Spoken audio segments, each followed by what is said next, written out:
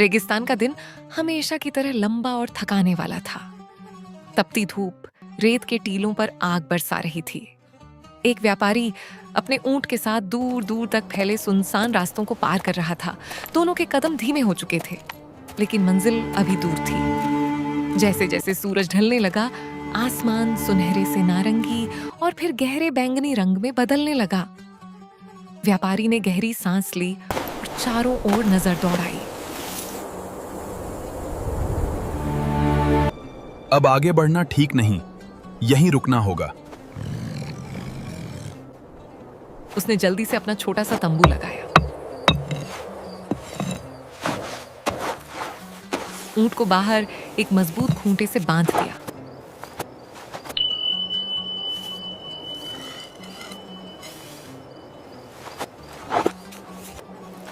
और खुद तंबू के अंदर जाकर कंबल ओढ़कर लेट गया। रात होते ही रेगिस्तान का रूप बदल गया। दिन की तपिश अब हड्डियों में चुभने वाली ठंड में बदल चुकी थी। तेज हवाएं रेत को उड़ाती हुई सन्नाटे को और गहरा कर रही थीं।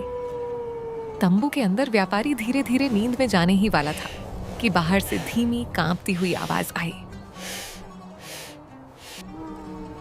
मालिक, बाहर बहुत ठंड लग रही है। क्या मैं सिर्फ अपनी नाक टेंट के अंदर कर सकता हूँ? उससे ऊंट पर दया आ गई। बेचारा, दिन भर मेरे साथ चला है, इतनी ठंड में कैसे रहेगा? ठीक है। कुछ देर के लिए सब शांत हो गया। फिर थोड़ी देर बाद आवाज आई। मालिक, क्या मैं अपना सिर भी अंदर कर लूं? बाहर ठंड बहुत ज्यादा है। ठीक है। व्यापारी ने हल्की झिझक के बाद फिर हाँ कर दी। धीरे धीरे यह सिलसिला बढ़ता गया। बस थोड़ा और अंदर आ जाता हूँ। नाक के बाद सिर, सिर के बाद गर्दन। अब ऊंट की आवाज में पहले जैसी विनम्रता नहीं रही थी।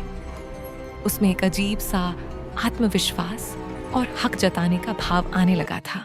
धीरे धीरे ऊंट ने पूरा शरीर तंबू के अंदर घुसाना शुरू कर दिया। तंबू छोटा था और अब वह पूरी तरह भर चुका था।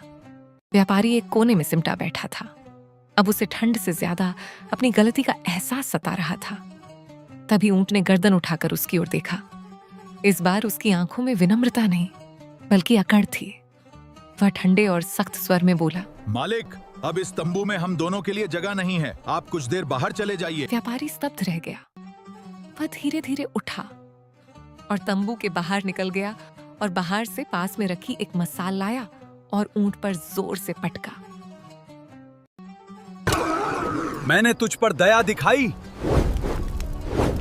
और तूने उसे मेरी कमजोरी समझ लिया। ऊंट एक पल के लिए घबरा गया। व्यापारी ने आगे बढ़कर उसे जोर से तंबू के बाहर धकेल दिया। बाहर निकल यहाँ से। जगह मेरी है और फैसला भी मेरा होगा। व्यापारी तंबू में आकर आराम से लेट गया। ऊंट अब बाहर खड़ा था, ठंडी हवाओं में, लेकिन अपनी गलती के साथ। ऊंट अब अपने लोभ के लिए शर्मिंदा था। मोरल: दया तब तक अच्छी है जब तक वह आपकी इज्जत न छीन ले। हर हाँ सही नहीं होती। समय पर ना कहना भी जरूरी है।